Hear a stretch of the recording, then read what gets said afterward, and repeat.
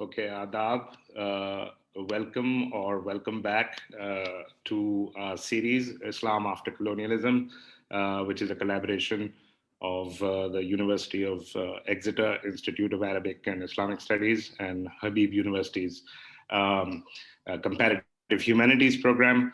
I'm Nauman Naqvi. I'm an associate professor in the Department of Comparative Humanities at Habib. And I'll start as I do for those of you who might be new with a brief introduction to the series. So Islam After Colonialism, the series is motivated by these questions or situations. Yeah, across the world, modern colonial rule has not only completely devastated the economies and ecologies of non-Western societies, it has dramatically transformed their cultures and traditions in innumerable ways. From the replacement of metaphysics and spirituality by historical and political religions, which have come to dominate our region, to the emergence of divisive nationalism and nation states, the contemporary world cannot be understood without the profound impact of modern white supremacist colonial rule based on modern ideas of racial and cultural segregation, historical superiority, and the civilizing mission, as well as national competition for global power and progress. Habib University's Department of Comparative Humanities and the University of Exeter's Institute of Arabic and Islamic Studies have launched a fortnightly webinar series to explore not only the radical transformation of regional Islam during the period of modern apartheid colonial rule, but also the living potentials of the pre-colonial past, as well as the urgent decolonial question of what is possible today, what can we do, and how can we live now.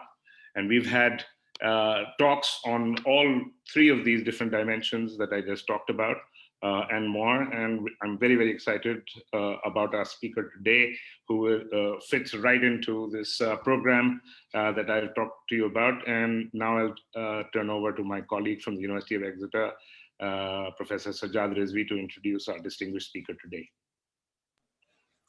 So good afternoon, good evening, good morning to all of you who are watching.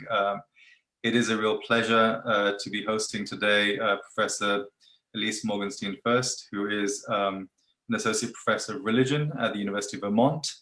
For those of you who are in the study of religion, particularly in study of Islam, within that context in the American Academy, especially the American Academy of Religion, will know her. She is one of the co-chairs of the Study of Islam unit. And she's very much been a specialist on the South Asian context, which has been primarily kind of animating our discussions so far this academic year. She's also the author of Indian Muslim Minorities and the 1857 Rebellion, which came out 4 years ago now. Sometimes strange thinking that we're in 2021, but we are in 2021. So it came out basically 4 years ago now with Taurus or Bloomsbury as it is now. And certainly for those who haven't read it, they should go off and read it because I think in many ways it sets up some of the things that we'll be talking about today and sets up Ilyse's follow-up project. Today, she will be talking about racialization, minoritization, and Islam before and after colonialism. And as we've said, we're very much looking forward to it. I hope there will be comments and questions which will come after it as well. Ilyse will speak for about 20 minutes, after which, as is our custom, Nauman and I will throw some random questions and comments at her. And then, of course, we open it up to the rest of you who are watching. So without further ado, please, Ilyse. Thank you so much for that generous welcome and really for having me at all. I've been watching this series when I can, and usually I'm one of the people who watches well after it's been recorded and put online. But this is an honor and I really appreciate it. So thank you to both Professors Rizvi and Naqvi. I know that this concept of racialization, minoritization, and colonialism are big picture issues. So I hope I can live up to both the lofty work of this series and the lofty title that I've selected for today. So I want to preface with graciousness and gratitude for those of you tuning in. And I want to also mention that as we are in a year into the COVID-19 pandemic, I am still home with small children under the age of 8. And while I've installed a door lock, it is possible that they have figured out as smart primates how to bust in. And so I hope that you'll extend me some grace if that happens today. I don't think it will, but if it does, I appreciate your understanding. My sense of this format is that no one actually wants to hear me drone on and on at a screen. So I'm going to get to the meat of the paper today, which again, I've titled Racialization, Minoritization, and Islam Before and After Colonialism, in the hopes that we can have a really robust conversation shortly thereafter. My work broadly centers on questions of what Islam was before and after colonialism, so it feels like a good home for me, this series. And specifically, how imperialism and its ideologies influence the way Muslims saw themselves and how others see Islam. The experience of colonialism is both historic and ongoing. Sometimes we can point to major events, but other times the effects of colonialism are far too diffuse to see readily. It acts in a way as the ocean that we swim in. But colonialism is always part of the story of especially how we're understanding religion writ large and Islam specifically, because the study of religion is a product and a project of colonialism. So today, I aim to talk about how colonialism, racialization, and minoritization are bound up in how we think about Islam, whether that's as part of Muslim traditions or, as I do, as part of academic research and discursive theories. I've said that my work centers on a before and after colonialism, but we know that most events, even the ones that become pivotal moments, have myriad antecedents that allow for that event's occurrence. If we look closely, even the events that seem shocking never just happen. We can and should situate those out of the blue events in their historical and cultural contexts. And so while we know that nothing ever just happens, but our understanding of events is always shaped by accounts of people on the ground, and what I'm interested in, how people in the aftermath, in the years to come, remember that event. Which is to say, history is never a neutral recitation of facts. We, and those who come after us, make it up as we go along. So in my work, a big focal point for me has been the 1857-1858 rebellion in India, how it was written by observers, imperial officials, and South Asians, but particularly Muslim South Asians, and how writing that rebellion rewrote how Muslim, the very term, was defined legally, socially, politically. So, as my college students say, spoiler alert, after the rebellion, records elide Muslim and jihadi because elites, British officials, legal structures, political operatives, and South Asian Muslims themselves participated in the racialization and minoritization of Islam and Muslims. The memorialization and writing of rebellion not only marginalized Muslims, but also obscured complex cultures of North India at the time. Not syncretic cultures, but certainly composite ones.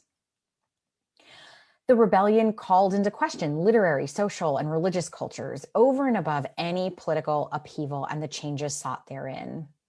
The rebellion also fundamentally changed what it meant to be a Muslim in what is now North India and broader and South Asia. Authorities established the Muslims, with this "the" being really operative, as a threat. Britons and Muslims, Hindus and Sikhs, and others responded to that threat.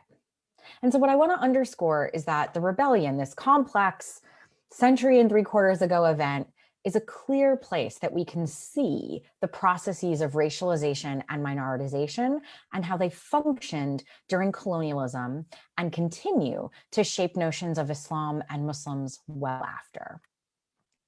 So I hope our conversation helps us think about racialization, minoritization, and Muslims. There are many other examples we can draw on, but before we do any of that, I want to start with definitions.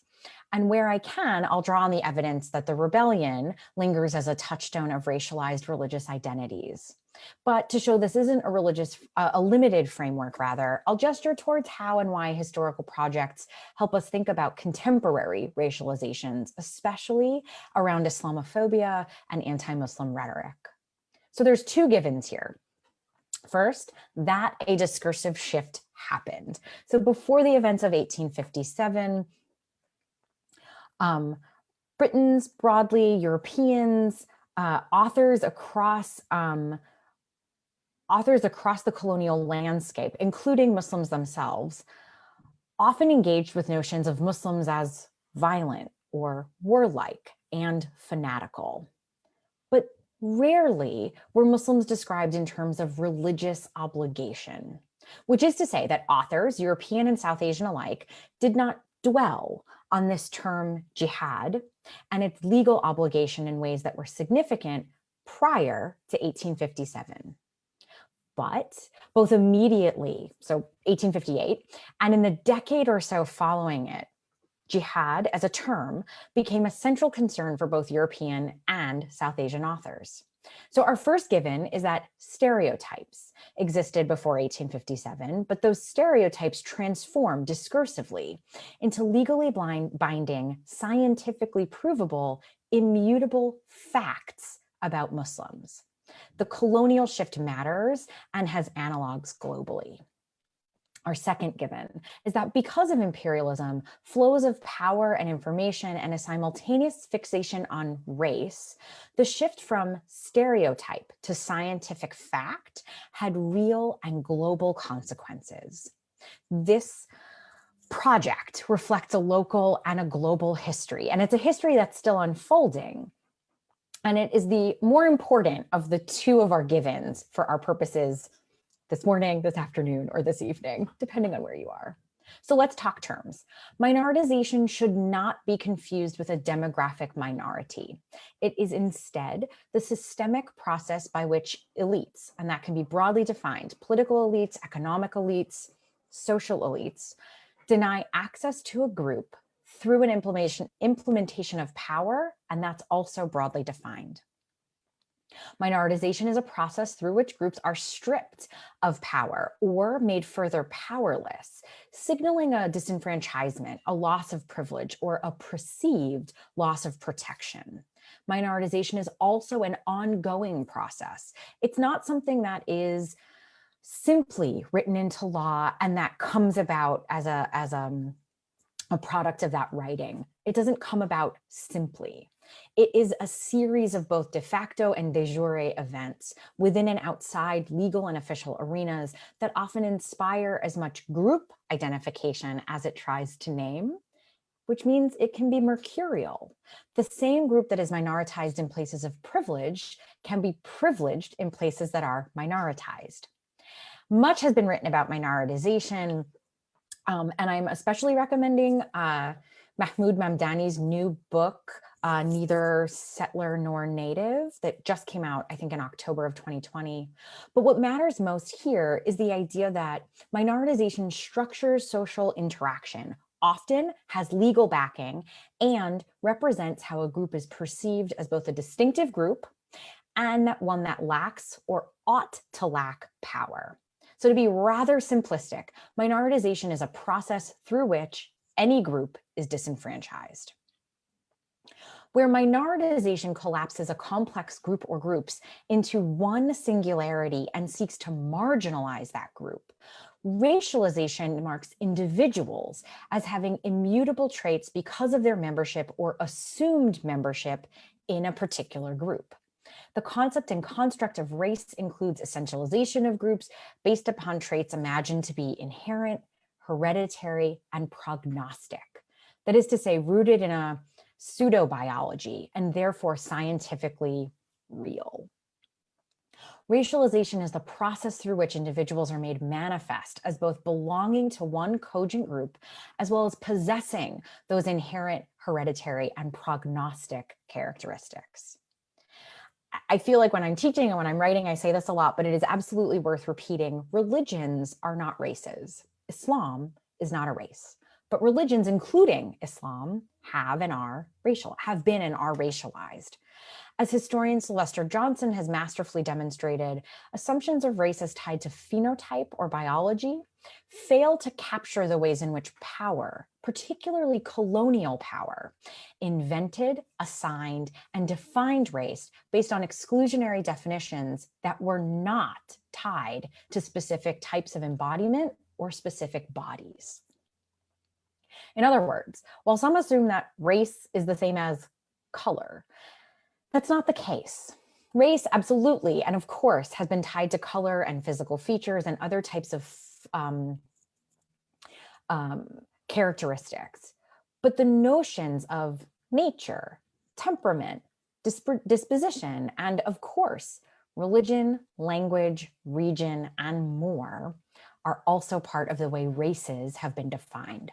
So while Islam is not a race, Muslims are racialized and defined racially in large part due to their relationship to imperial power. Racialization and minoritization are the products of colonial modernity. Many debate the precise definition of modernity, its exact start date, but few would be so bold, or I would argue so foolish, as to decouple the global ideology hegemony of modernity from coloniality. Modernity, the historical period, ideology, governance structures bent towards progress, is itself reliant upon structures of domination, religious definition, and racial logics. So these things are all working together all at the same time. Islamic studies scholar and historian Sher Ali Tareen rather beautifully describes, and I think poetically describes, modernity in a recent article as, and I'm paraphrasing, a highly contested time period that is inextricable from colonialism, a normative disposition that champions science over faith and certainty over ambiguity, that's also marked by new technologies and institutions, especially the modern state. And he ends this it's like a quite long paragraph long definition of modernity with, quote, modernity often justifies its unparalleled and unprecedented violence militarily and epistemically, end quote. So what Tareen indicates then is that modernity is a time period, a set of ideas and ideologies, and a new structure of statehood. And what I would add to that, a structure and ideologies that are rooted within definitions of religion and race. And similarly, to call back to Mahmoud Mamdani's new book, he there argues that colonial modernity has two phases. In the first, European empires tried direct rule, the attempt to convert, and that religion pun is intended, the attempt to convert everyone, since this is a product of white Christianities, to convert those indigenous populations to European images or imaginations. And in the second phase, after the first failed, we see European empires shifting gears, seeking not to convert, but rather to extract and exploit. And he writes, quote, direct rule sought to build nations akin to that of the colonizer, indirect rule merely to hold and exploit territories, end quote. Mamdani also argues that while direct rule set up nation building for colonizers, indirect rule set up nation building premises for the 20th and 21st centuries. It is a preface of sorts for the nationalisms that are built on ideas of who can live where, distinct lines of cultural, ethnic, racial, and religious formation, and patterns of local power backed by both geopolitical realities, global geopolitical realities, and specific world power dominations. So to summarize a little bit here, the modernity is a colonial project. The colonial project established groups within hard and fast categories, and then posited those groups as authentic, legitimate, proper, or authorities on their own right. Groups were first made into cogent and lasting minorities and races during this period of colonization, and specifically in the 19th century, but with major ramifications well beyond it. Religion and religions, too, fall squarely within this rubric. We know that how we think about religions is a direct product of the colonial project, and I'm thinking here of scholars like Tamako Masuzawa and many more like Chittister and King. It is how and why, though, that I think about racialization and minoritization as inextricable from my work on Islam in the 19th century South Asia. And so I want to say again that minorities are not just about demography. One can be a small population but maintain significant power over a large majority, as in most colonial and apartheid regimes.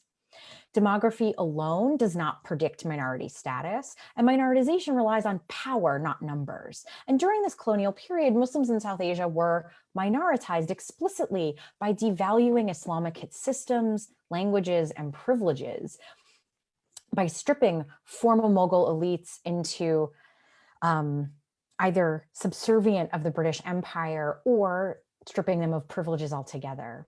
So being made into a minority, being disenfranchised legally, socially, and politically has ongoing resonances and global backings. Similarly, races are made, as race is a social construct and not a biological essential. In the 19th century, race was a primary way in which communities were imagined. First, perhaps as an imposition by European and later American imperialists and colonizers, but later as a part of the way people across power structures understood themselves and each other. So Euro-American imperialists often grouped and reduced disparate peoples by physical appearance, phenotypes, cultural practices, religions, creating singular and subordinate races. Race often encompasses religious and ethnic markers because of racialization. It's one of the ways that we can talk about the racialization of Muslims despite the diversity of Islam. And here I love sociologist Zahir Beber's argument that in India, quote, religious markers have been deployed historically, not just to demarcate ethnic boundaries, but also in the long run to initiate a process of racialization of such differences, end quote. So racialization refers to the process by which one group becomes signified based on embodied characteristics thought to be prognostic, immutable, and hereditary, which is to say that race predicts behavior, aptitude, eligibility for certain protections. It cannot be changed, and it is genetic. Converting doesn't change one's ability to be racialized, right? So religion here is not choice, it's not voluntary, it is inherent and prognostic and genetic, which should sound that it encodes a certain type of scientific rationale. Racialization is a process that relies on ascribed differences that are vital to social structures, with these differences often imagined or stated in terms of biological difference. However disproved this science is and has been. So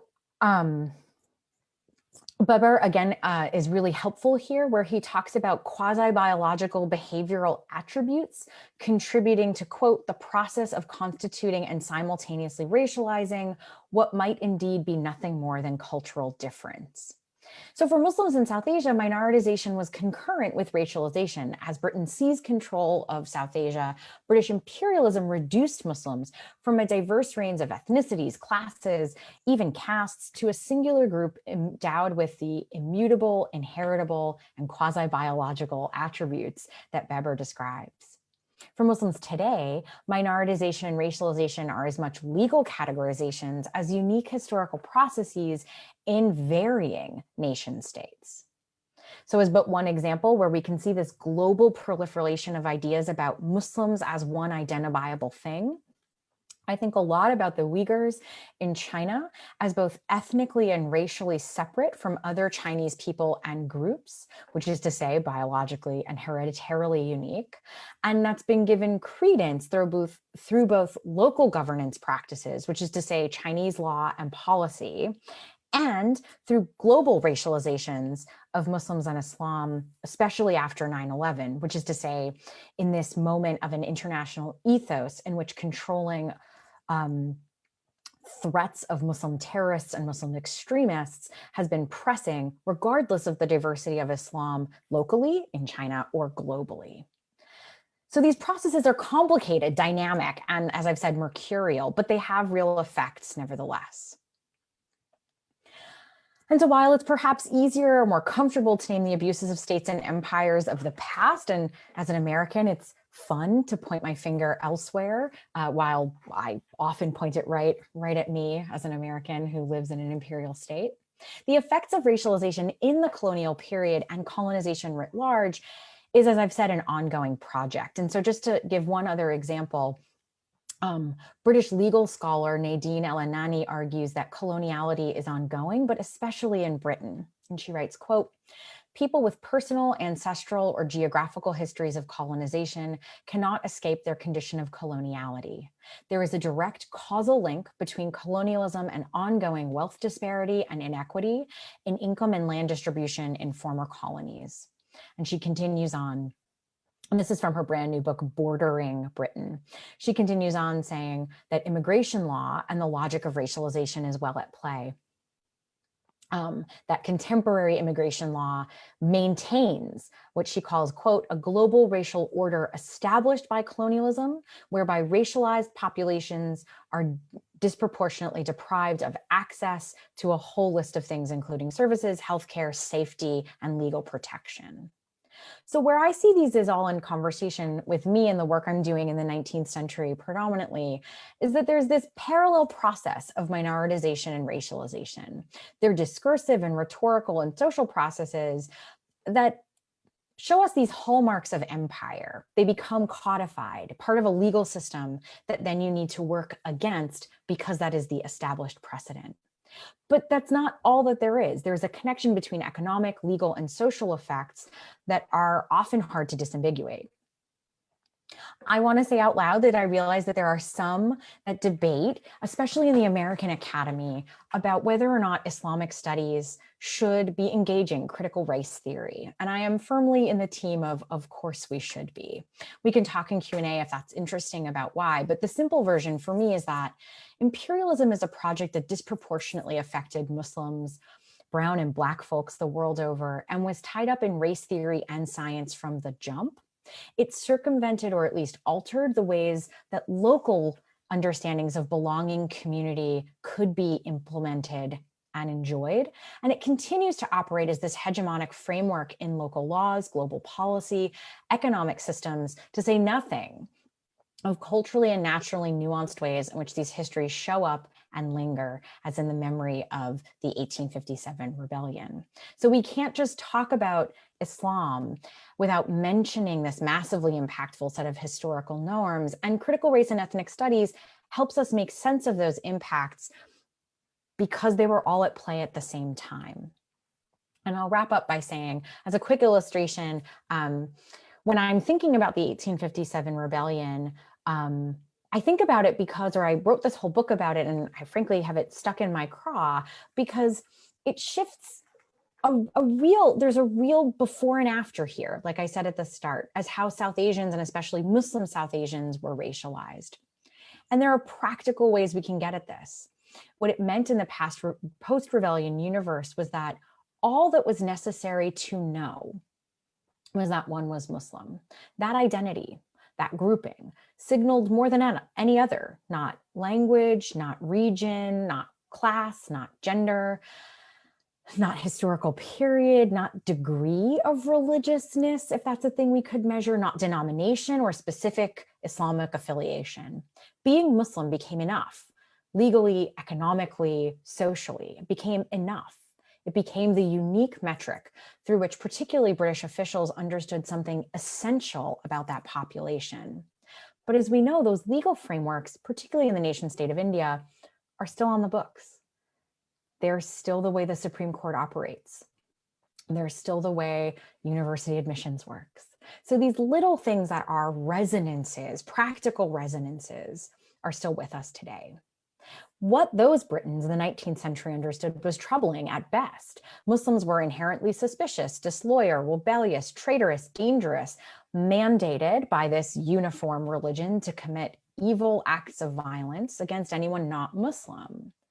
And as I've argued elsewhere, we see real resonances between the language of the post-rebellion fear of Muslims as inherently jihadis with an American 9/11 response as well. So these ideas are not divorced from each other. Racialization and minoritization, though, do not function solely as external labels thrust upon Europe's others or colonial subjects.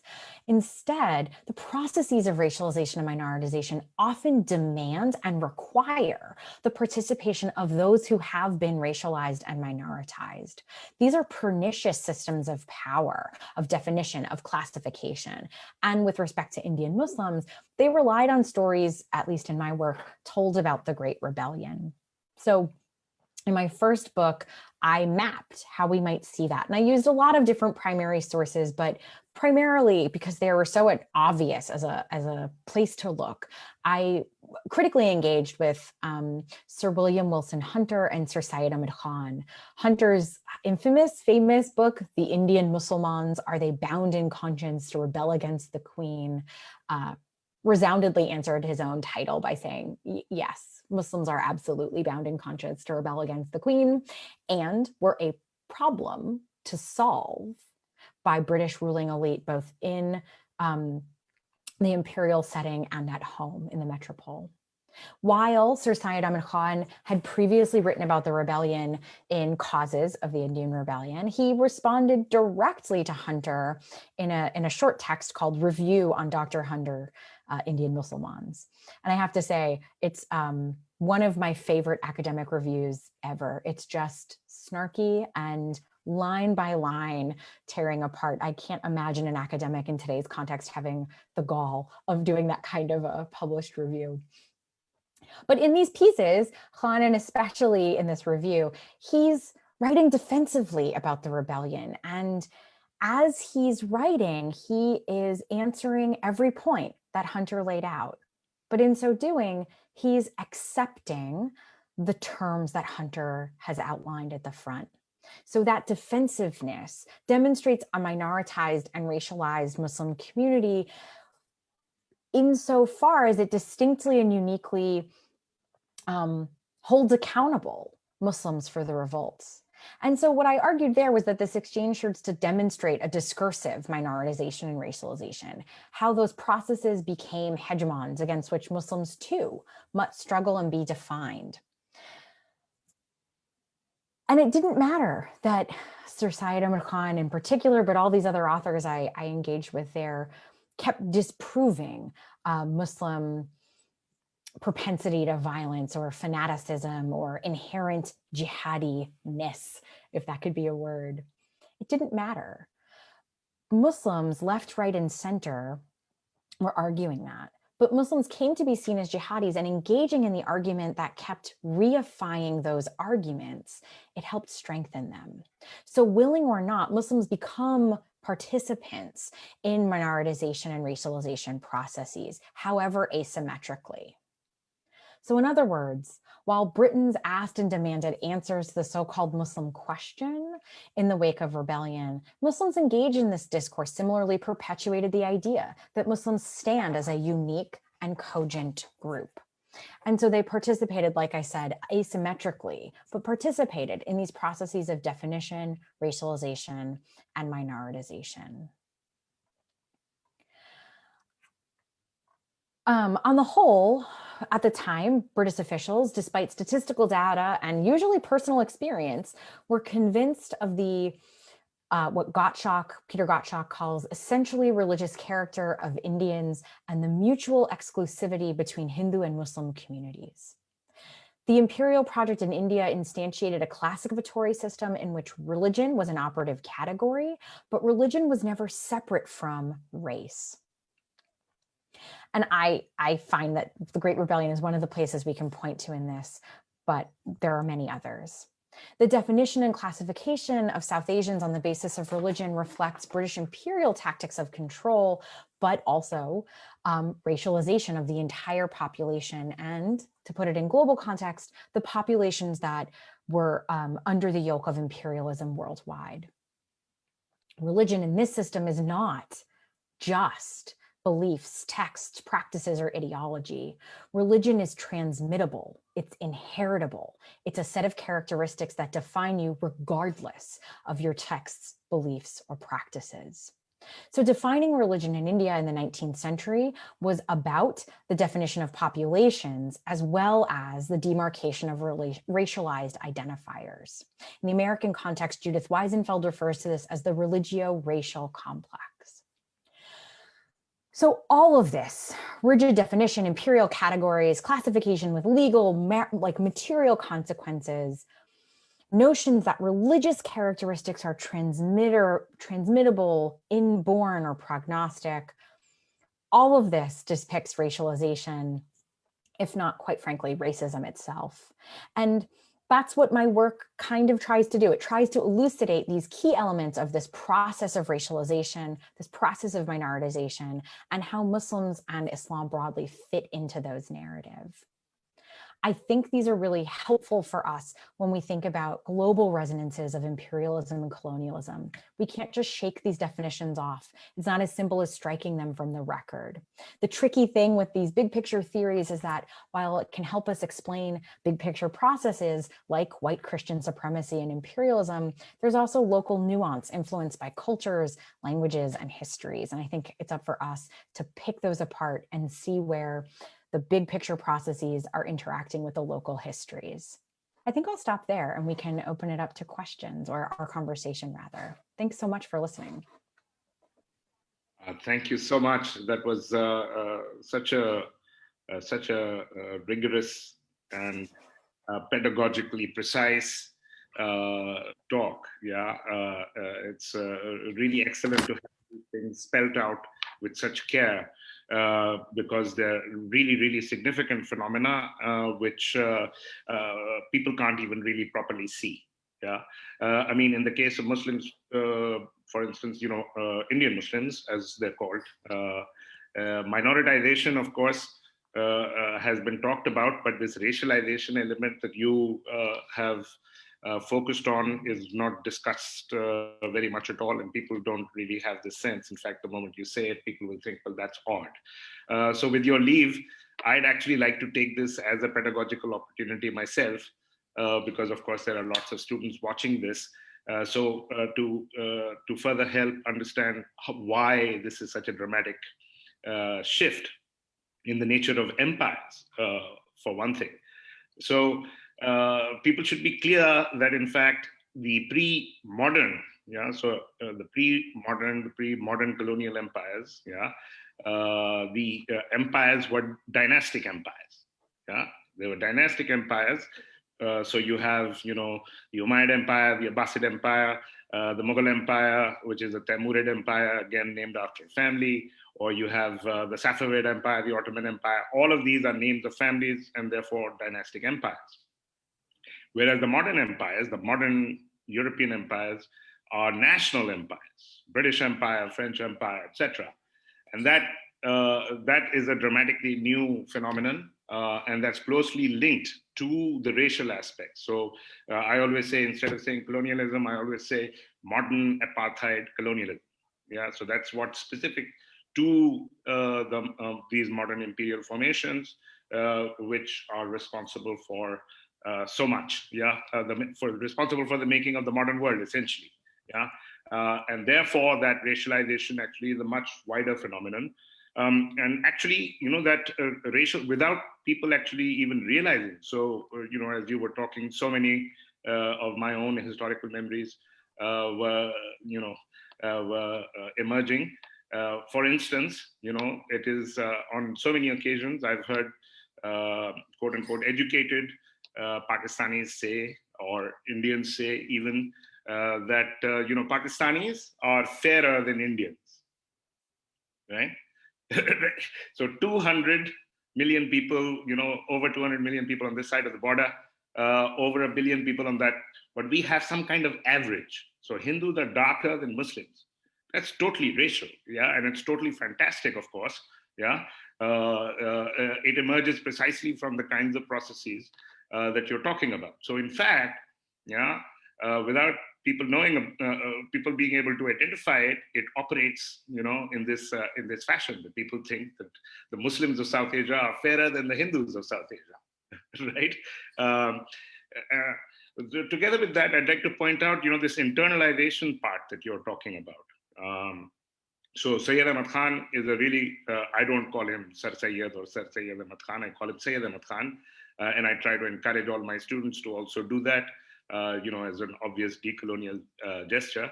But Sayyid Ahmad Khan, you've picked in, of course, a great example. Yeah. So famously, when he went to England in the 60s and wrote back, and I'm sure you also are aware of this incident, where he writes back in a letter and he says that, we are to the English as some wild animal is to us. Yeah, sure sign.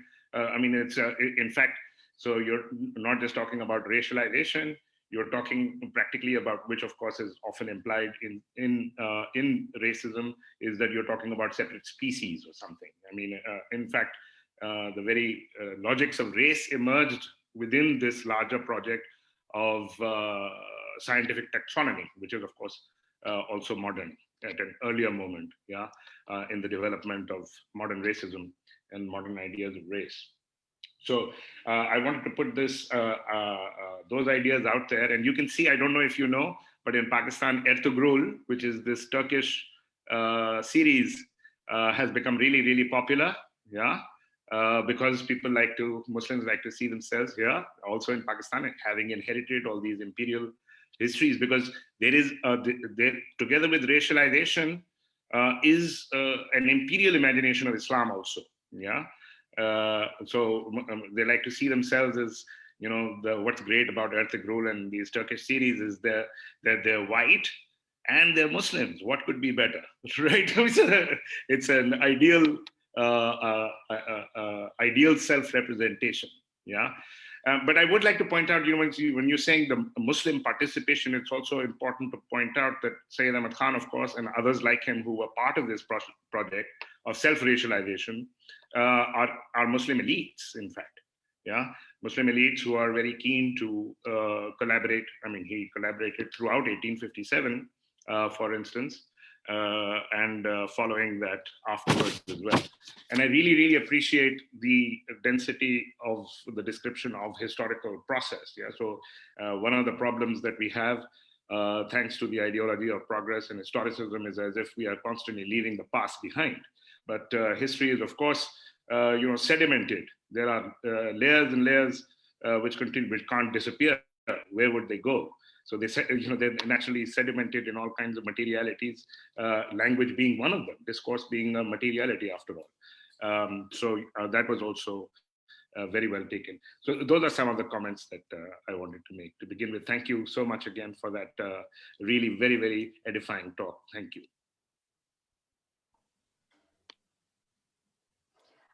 Yeah, I have to say, one of the reasons that I struggled with whether in my book I should use the sir when I was describing Sayyid Ahmad Khan for the same kind of politic of decoloniality.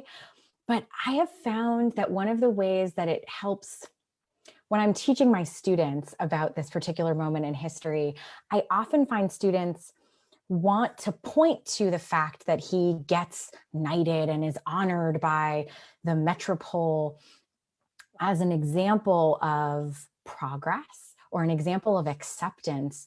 And I find it's really an interesting place to point out, no, let's read what the response is to his work.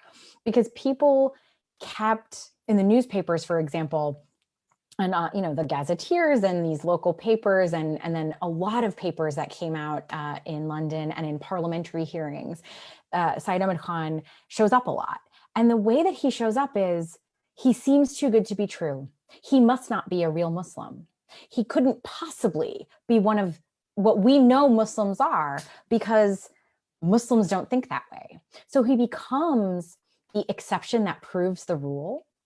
And it's a further it's further evidence of this process of racialization and minoritization, where it doesn't matter how good you might look to the system, you are still wholly othered. And so I think students often really struggle with, my students anyway, who are Americans. So we're less good at global history or history broadly, but I love them, but we're myopic here. And I think that they really, yeah, I'm sure it's the same everywhere, but my students really, we got to locate countries on a map. That's where we have to start. And but they really struggle with that understanding of passing and playing within the system and rules. And it's part of the way that racial logics work in the United States, where for us on a black-white binary system for so many years, respectability politics is really one of the crucial pieces. And so I find when I talk about Syed Ahmad Khan in the States, students really latch on to the fact that he is important, that honorific means he's important, as opposed to like, well, this is a power structure within imperialism. So yeah, that's just a thought that you brought up, but I love the idea of thinking about colonial modernity as colonial apartheid modernity. I might have to cite you on that forever. That's great. I really like that.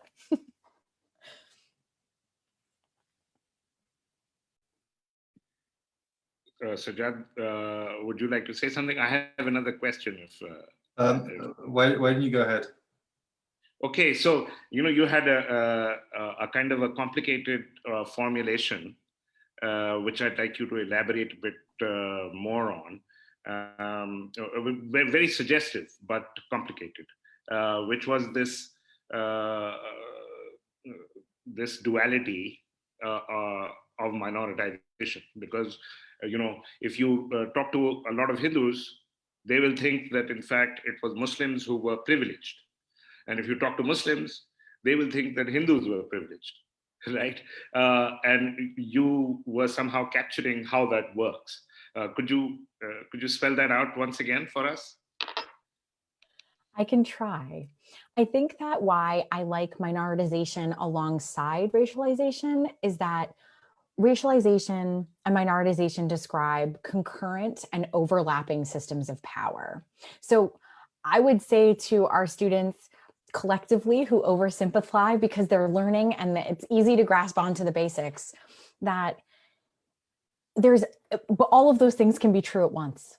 Hindus can be minoritized and Muslims can be minoritized, and Hindus can be elite and Muslims can be elite all at the same time. Because I think for me anyway, minoritization helps us get at those other kinds of intersecting systems like class, like politic or ruling, like access to power. And access to power looks really differently in different places and in different times. So you could be, like Syed Ahmad Khan is a good example, an elite within a community that is also experiencing the process of being minoritized. So your being elite is always relative. And I don't want that to sound like,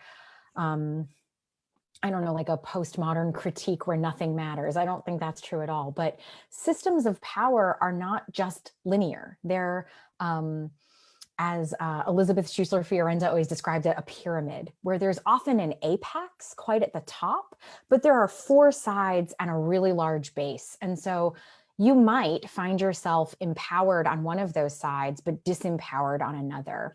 And again, this is where critical race theory actually helps us think. And I'm thinking here of Patricia Hill Collins and Kimberly Crenshaw's work on intersectionality, which is another one of these words that I think gets used too loosely and gets beaten up really quickly. But where I find it illustrative is that Syed Ahmad Khan had access to money, to prestige, to language education, to power, both within his own community and outward facing, right? So British folk respect him. That's more than what a lot of his contemporaries might have had. But that isn't about his Islam, that's about his access, power, and class. And so when we think about minoritization, I'm often thinking about that pyramid, and I'm often thinking about those intersections. And it is also reasonable that there are loads of Hindus who had similar access to elite statuses and lost some of those elite statuses as colonialism comes in, but gain more as the powers, as the British imperial process, which favored majorities over minorities, took hold.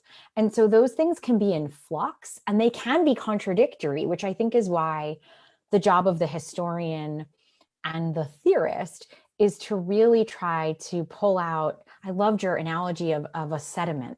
We're really trying to pull out the layers and to see what has settled and how it has settled. Because I'm going to butcher your metaphor, but I grew up near a coast. And so there are different places where the sand piles high and other places where the sand piles low. And so the sediment that some folks have to deal with is quite heavier than the sediment others have to deal with. And that could mean that you are minoritized in different ways, even if you are racialized in the same way. So I'm going to stop there before I contradict myself too much, but I hope that got at a little bit of it. Yeah, no, thanks. That's excellent. Yeah, that's very useful. Yeah. So just kind of to extend that a bit, I mean, it's always struck me that India, South Asia was very much kind of like a laboratory for colonial practice in many ways, and in all these different ways, one thinks of the way in which going back to Bernard Cohen's famous work, the way in which censuses work, the way in which administrative categories work, the way in which, the idea of of martial races and non-martial races and so forth works. The competition forcing certain communities to define, are they Muslim, are they not Muslim, and then what the categories, criteria might be. I mean, it'd be interesting if you could speak to some of that and how some of those categories break down through things like caste as well. And then I guess maybe reflect on how that experience is then extended. So, it's quite clear to me how that extension of that experience works out, for example, in modern Europe, particularly in the modern British context, how potentially those other colonial experiences, for example, the French colonial experiences, there was a very similar construction of the Musulman in French, through the North and Northwest African experience happening. How these things are very much still with us, because in a sense, what we want to do, with our certain kind of decolonial stress, is to point to where it is that we still find coloniality. And that's not just coloniality, which is still in South Asia, but of course in many other parts of the world as well. And how sometimes it even carries out over to then communities who've then migrated to parts of Europe or even parts of North America, where there's similar elements of that colonial logic and grammar at work. It's a great set of questions. I'm going to start with the biggest picture first, and then I'll try to drill down. So I agree with you completely. I think South Asia was a laboratory for how rule was going to work. I've annoyed my mentor, Carl Ernst, because he says that in almost everything I write, I include a sentence that says something like, you cannot think about global history without thinking about South Asia. You can't do it, because if you look at the history of who studied what and philology and the obsession with origination and control, there's just not a corner of it that doesn't butt up into South Asia at some point. And so I have very much bothered Carl for years with my fish shaking. You have to know this history or you can't know anything. It's a friendly fish shaking, but it's a fish shaking nevertheless. So I agree with you. I think that what happened in South Asia quickly became part of a global normative sets of ideas. I'm working on a project right now on global Islamophobia and anti-Semitism and how they line up. And one of the things that sparked me to do this project was I was, in the archives, first at the British Library and then in Delhi, and in a few other places. And you see these British officials every time when they're talking about what do we do about these Muslims? It's like early 18th century, early 1800s. What do we do with these Muslims in India? What do we do with them?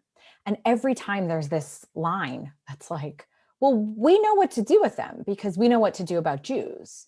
And these Muslims they're just the Jews of this area. So they're different, they're legalistic, we should be suspicious of them, they're Semites. And, folks like Anajar Gill have done a lot of work on thinking about Semites in that way, and Amr Mufti has done a pretty good literary comparison.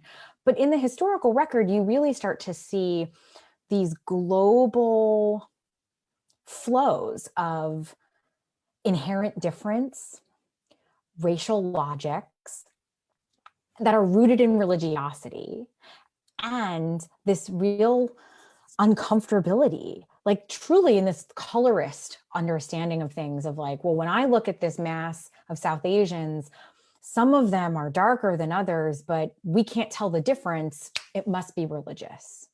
So I think that then you see there's a lot of evidence of this, particularly within British colonial spaces where like the British export this to Nigeria and South Africa in particular, where religion has to matter because we can't tell the difference between people just looking at them, and we need to tell the difference because there's a hierarchy here. And I hope everyone hears my American New York sarcasm. Like, I don't subscribe to any of these ideas. But I do think you see it exported. And I think the person who does this really well, who thinks about this really well, is Peter Gottschalk in Religion, Science and Empire, and David Chittister in his Empire of Religions does it pretty well, but focusing on the African case, but tracing it back to uses of Sanskrit and Arabic as like marking people as different. And then I'm obviously a big fan of Jamil Aden's work on the Muslim world and thinking about those global flows of imperialism and racialization that then really start to become married to each other, where the British and the French and the Russians and the Belgians and the Germans couldn't agree on much, but they definitely thought Muslims were different than them. We are at least Christian, you are different. And so when we're thinking about global political rule, that's part of the European ethos that I think absolutely America adopts wholesale and then slaps on some pretty robust anti-Blackness to the whole mix. So I definitely see that. And then I think where the global flows, sorry, Sajjad, I'm like trying to remember all the parts of your question. I think where the global flows also help us think about this ongoing coloniality is that, and Ella Nani does this so beautifully in this Bordering Britain book, where you don't just leave that at home, it comes with you. So even the very first, even Syed Ahmed Khan, when writing back to home about how he's treated like an animal or is seen as an animal, we know that we import those ideas even as they are exported. And so there is no tabula rasa. There is no showing up in a new place as if those histories, as if those ideologies don't follow you. And I think, and I see in the chat, there's a question about legalization. And I know part of your question was about the law here too. It's also instantiated in the law. So I know America's law is way better than I know Britain's modern law. So I'm going to switch for a second to the US. But in the US, being Muslim was a disqualifier for counting as white until very late. So white presenting, so people who looked pale, if they were Christian, could get citizenship. But if they didn't quite look right, or if they looked white but were Muslim, Muslimness was seen as incompatible with American ideology and was seen as incompatible with the ability to assimilate. And so there's a slew of cases in the late 19th century and early 20th century where you're seeing people from the same region of the world, so Lebanon, and the difference is, are you Christian or are you Muslim? And the folks who are Muslim are denied citizenship and the folks who are Christian are granted citizenship. So this understanding of nation and what can properly exist in a body politic is about whether or not those bodies not look the same, but are genetically, inheritably seen as compatible. So I think that where we see those resonances, you know, in the States after the 1965 change in immigration, you're walking into that background, even if you yourself were not from any of those places or your family wasn't from, or you didn't know those laws. Those are the laws on the book. That's the precedent. That's what you're working against to gain citizenship, to have access to all of the things that citizenship enjoys in this country. So I think if we can use that as a microcosm, those flows, ideologies are hard because they don't just stay put, they move around. And we learn them too.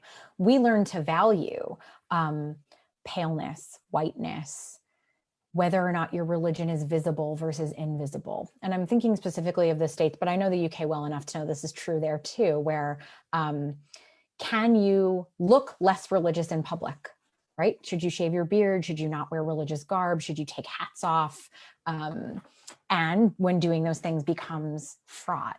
So I think I'll pause there and then ask for clarification. I think you asked also about caste in South Asia.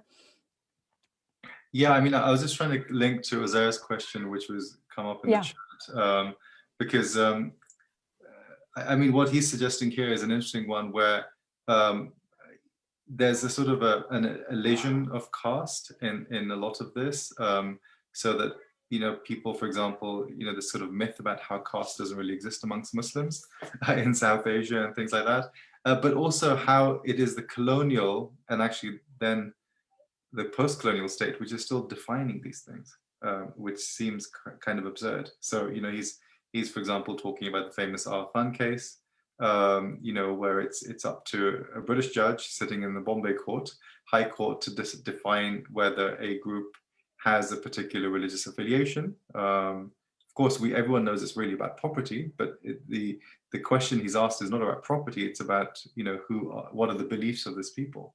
And that kind of logic, of course, continues. So we still have courts in India and Pakistan and other places still trying to define who is a Muslim, and what the implications of that are, which seems to be a rather strange thing to do. You know, no one normally would go to a court to get them to define your identity for you. It just seems like a very strange logic. Yes. I mean, yes, it's so strange. I find that my work, I never thought that when I would describe myself as someone who is like trained in manuscripts and history would find myself doing so much legal history. But the truth is that law is one of those places that, because of colonial apartheid modernity and the ways that legal systems coming from Euro-American contexts become the way we do law globally, where we have precedent and we have court systems and there's high courts and low courts and appeals. It means that these things, once they're in the books, they're on the books. And so it becomes a way to both be seen and get material protection. So I often talk about material support or material protection or material consequence, precisely for cases like this, where it really is about something else. It's about property, or it's about, one of my favorite ones to teach is this famous case where Syed Mahmoud, it was his first dissent, and it was about, blanking on the name of the case, but at the end of prayers, at the end of Jummah prayers, a man yelled Amin really loud, and another member of the congregation said that was disruptive, it was disturbing the peace because those guys are Wahhabi. Only Wahhabis yell that at the end, and we're not that, and we don't want to be affiliated with that. That's bad for business, so no.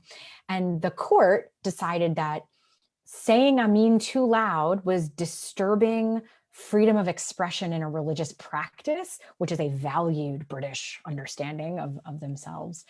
And so after that, you see that what really ends up happening is that, like, in that moment, are the British doing fiqh work, right? Like, are they telling what is appropriate prayer statuses and practices within prayer? And the answer is yes, but also they're doing that because what the minor infraction was disturbing the peace. And so this legal history becomes a really interesting place to see how materiality functions. That now, if you are just like an excited Muslim who wants to say amen really loud at the end of a prayer, now you might be violating law. I think also that law becomes a way that people think about themselves and have to navigate these systems. So while caste distinctions legally are really complicated in contemporary Indian law, things like the famous cases around, are you part of the can you become scheduled and have access to essentially affirmative action practices? All of this really matters.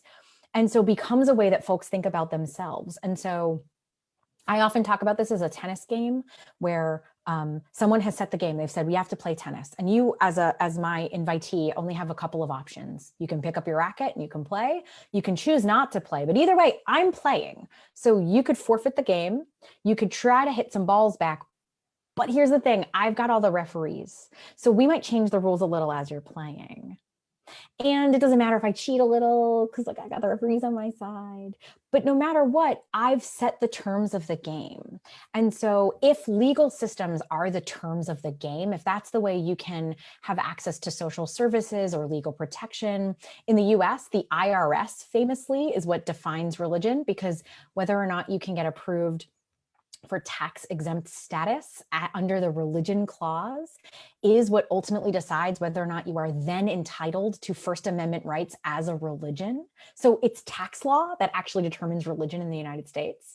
And so I don't have to like that tennis game, but if I want to establish a synagogue or a mosque and it's not affiliated with a national organization, I have to play that tennis game, or I might not have access to all the other rights and regulations. So I know that's a little bit further afield from this question of the Khoja community, but I want to say that people learn to identify within systems of identification. And so if you are stuck in a tennis game that says these high courts tell us what counts, then slowly, and sometimes quickly, but usually slowly over generations, folks learn to make those adjustments to their own self-definitions. And that's in big picture ways like Frantz Fanon's Colonization of the Mind. And that's in small ways like, what boxes do I have to check in order to get my mosque set up under a 5043C categorization in the States? I hope that did okay. No, thank you very much. Back to Nauman. Yeah, thanks for all of those very, very stimulating remarks. I wanted to make one clarification and then ask a couple of other questions, if I may. So, when I was saying about Sayyid Ahmad Khan, the letters that he wrote from England, he himself was stating that, in fact, we are like wild animals compared to the British. Yeah.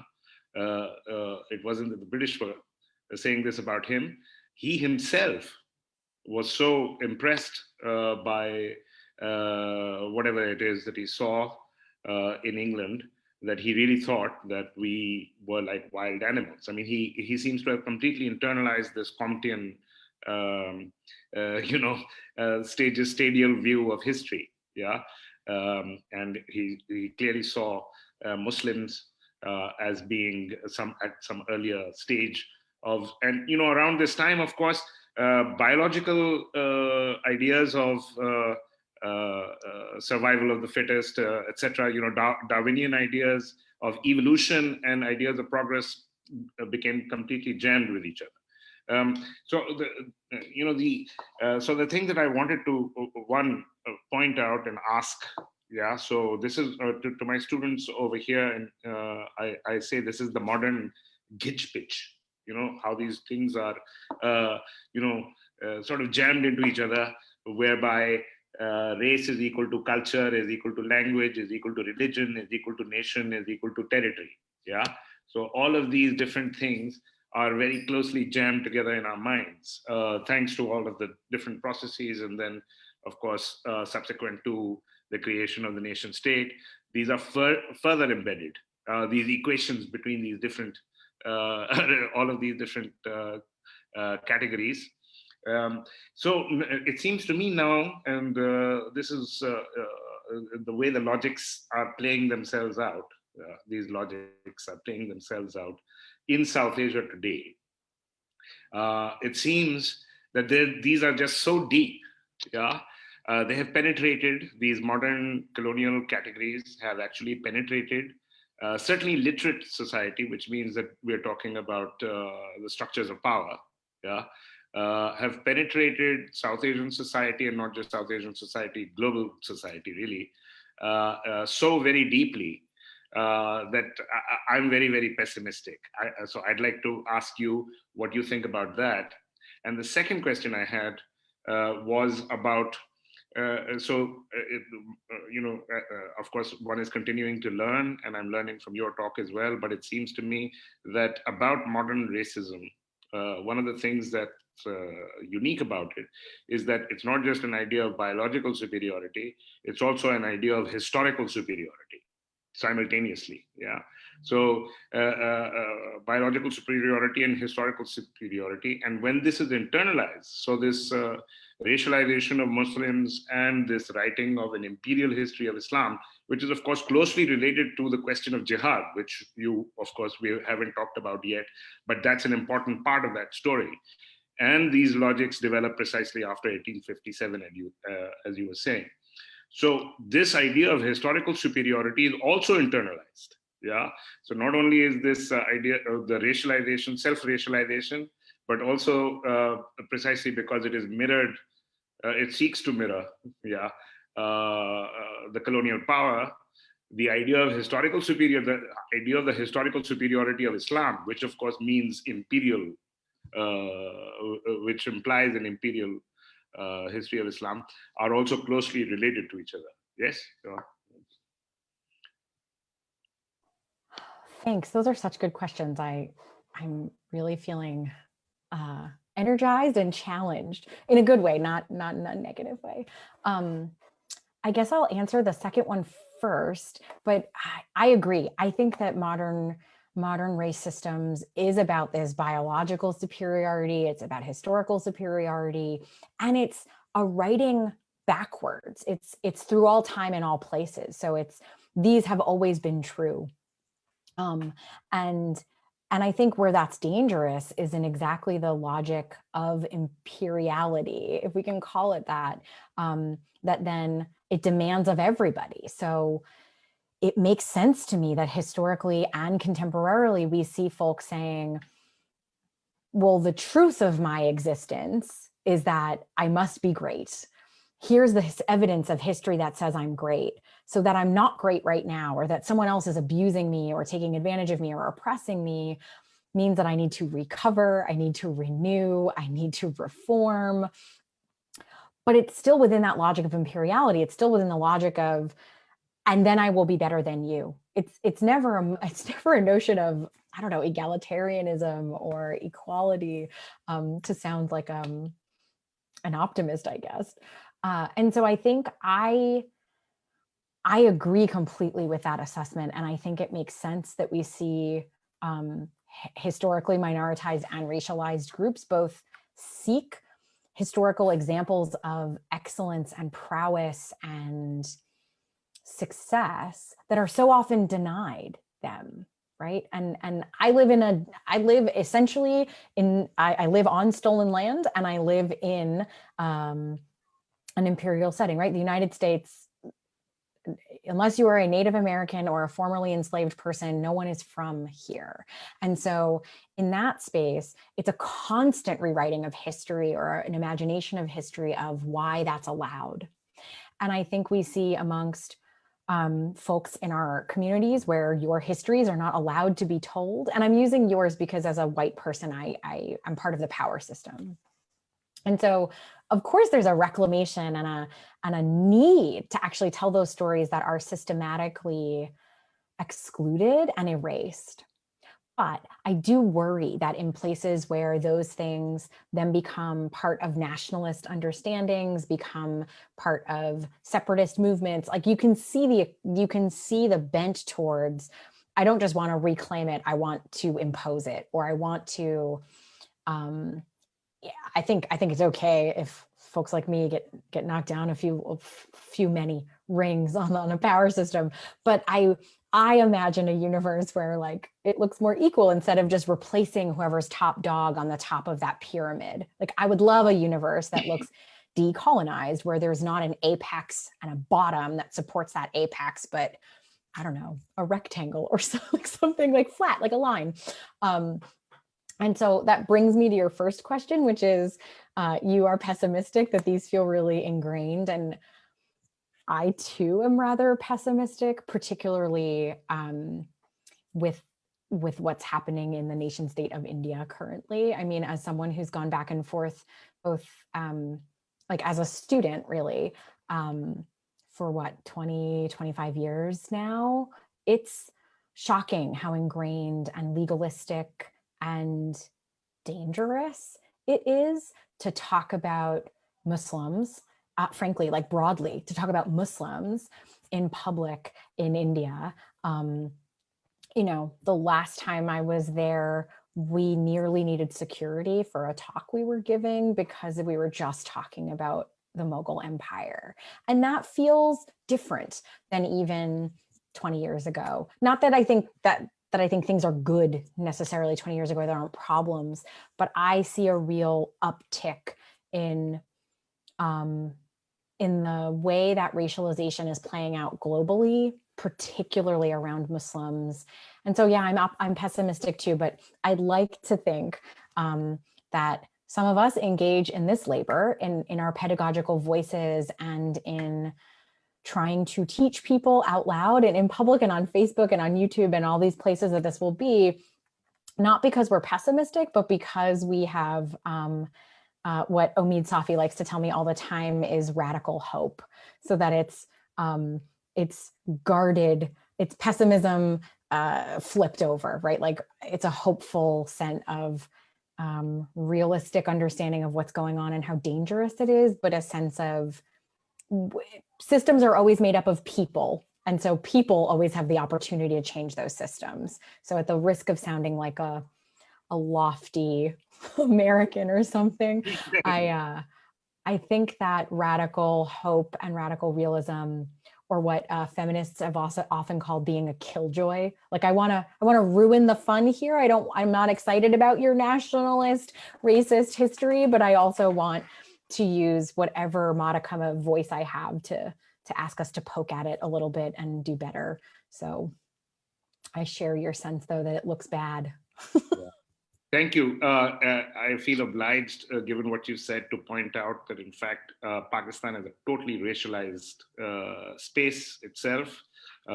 Thousands of Hindus leave every year Pakistan to seek refuge in India, where, of course, they do not find that refuge. In fact, just a couple of months ago, there was a Hindu family that had moved from Pakistan. It's not a moved, they fled. Right, they fled Pakistan, and of course, on the other side, they were called Pakistanis, and then the entire family committed suicide. Yeah, there are thousands of families like that.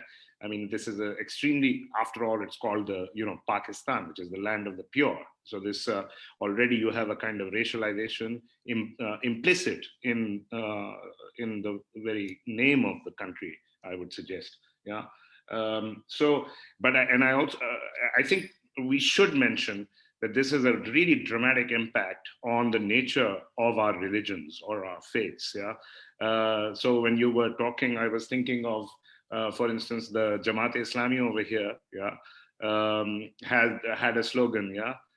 Which my father used to enjoy repeating. So, namaz padho aur duniya pe chha jao. Pray and just duniya pe chha jao is, I'm sure you understand that. Yeah. So the purpose of prayer, in fact, becomes world domination. Yeah. What could be a more radical transformation of prayer? Right. And other people have written precisely about the racialization of God himself. Yeah. I mean, Allah has become a Muslim God. Yeah. So the Quran says he's Rabbul Alameen. People think he's Rabbul Muslimin. He's the personal God of the Muslims or something. Yeah. So that's the racialization of God, actually. Yeah. So it has a very, very dramatic impact, and I think that needs to also be thematized here. Yeah. Yeah, I can't say it better. I think that we see that in all sorts of ways, And I think the finality of it, I want to caution my own brain in saying nothing is ever final. Things always change, even if it takes many, many hundreds of years. But I do think that racialization as a process, and coupled to the other phenomena of modernity, like the nation state, really makes it evident when it's infiltrating what we imagine as private, or at least personal. Like our personal prayers, we imagine in part because of white Protestant domination as private beliefs, but we imagine those as sacred because they are often, but they're not immune from these global trends. And I'll say, you know, even like linguistically, you know, saying like Khuda Fez versus Allah Fez, like that has been a shocking shift for me. Not shocking, but you know, my languages go to pot when I live in Vermont and I'm practicing with students and not making the phone calls I should be making to all of my friends in South Asia. But going back and using and using predominantly Hindi, but you know, like Delhi style Urdu, it's like, oh my goodness, even just a couple years and things shift enough. And language is always shifting, but language encodes values and beliefs. And so that shift to not saying Khuda is like, oh, okay, that's interesting. Let me make a note of that. But also, what does that tell us about proper behavior, proper belief, who's acceptable and who's not, what's a respectable way of speaking and acting, and how does that in turn change the inner relationship to the divine, each other, our colleagues, and forget interfaith or intercaste or internation relationships. And I want to say, I know this is about Islam, but that's not limited to Islam and Muslims. We see that globally around religion and race, and you know, everyone that has done this in smart ways around the prayers that show up in Jewish liturgies for the nation state of Israel after its founding, the ways that Jesus is inherently white and making him not white is a problem. So I don't want to, I know we're talking about Islam, but I want to make sure I'm not singling out Muslims or singling out Pakistan here as like doing something inherently vicious or inherently not okay, because we see this globally as a resonance of the colonial experience, and where colonial experiences are tied to that racialization. So we know, yeah, I'll stop there. Thank you. Yes. I guess that's precisely this whole point about the colonial construction of religion. So, I mean, that's something that's been mentioned on the side, but I mean, that's in effect what we've been talking about all along, and that affects every modern religion. So, you know, I guess the radical hope that Omid would be talking about would be something which has to be a kind of a, I guess, a self-reflective understanding of who we are as humans, and then sort of seeing what resources we have within our contemporary world, deeply hidden in the sediments of the past, that we can use to actually get away from this idea that you know, piety means you're going to be economically successful and you're going to be like you know, an entrepreneur and a billionaire and like you know, own lots of guns and like invade countries and conquer land. And I mean, it's just absolutely bizarre that one would actually think that spirituality was primarily about this sort of a set of very materially political concerns. Can I also say something about hope, since that has come up before, and obviously that's such an important question for all of us in these times. Hope to me, though, I think of it more and more. After all, I think we moderns are kind of unique in needing historical hope, yeah, because precisely because the idea of progress is an idea of historical salvation.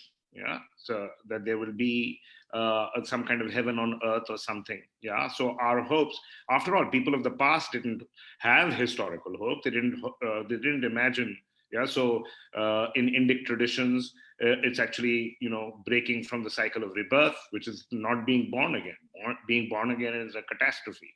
You don't want to be born again, right? So, or in Islam, whatever hope you have is in akhirah. You don't think that there's, all of your problems at some point will be solved and there will be heaven, and, my grandchildren will be living on Mars, other great-great-grandchildren will be living on, I don't know, Uranus or some other planet or whatever. And, everything will be perfect. Yeah. Or we will all be immortal and whatnot. This is absurd. This is all absurd. And we need to reorient our hopes vertically. Yeah. I'm with Kafka on this. He said, hope, there's plenty of hope. Yeah. Plenty of hope for God. Yeah. Not for us. Right? So to redirect that hope vertically.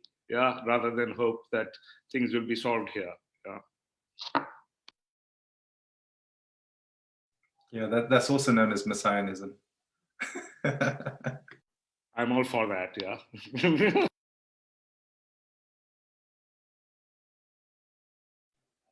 Are there any other questions, do we know, from coming in from Facebook?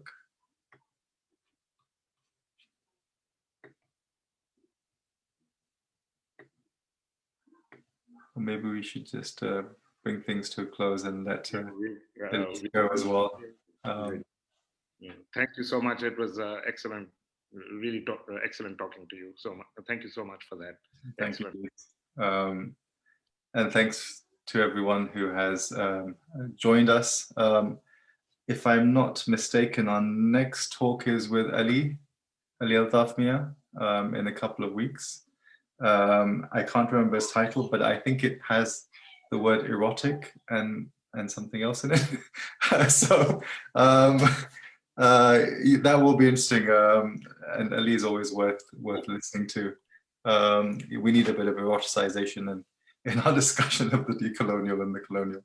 So please do join us again in a couple of weeks when we have that conversation, and do keep it coming. I hope people still continue to watch this. Also, if people have comments, any questions, anything they want to send us, do use the page to do so. It would be lovely to have some feedback from those who are watching it. What would you like to see as we move forward? Because pretty soon we're going to have to start thinking about planning the next session in summer, and also, of course, how we're going to move things in autumn, because we don't really want to end in summer. Okay, so anyway, everyone take care, and thank you again to Ilyse, thank you to Nauman, all of those who've been watching, and see you in a couple of weeks. Thank you so much for hosting me. This was a delight, truly. Thank you. Thank you. Khuda Hafiz.